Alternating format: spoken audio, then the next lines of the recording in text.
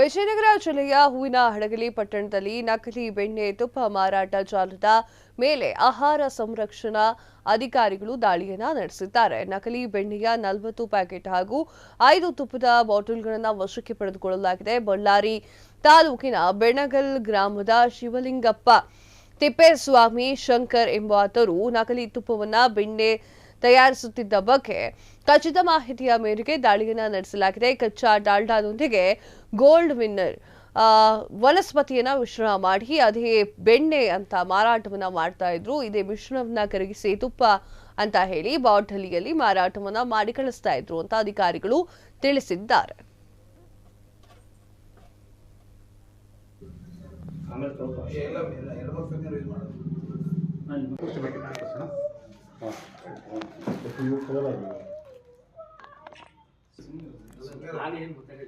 ಅಲ್ಲ ಏನು ಮಾಡಬೇಡ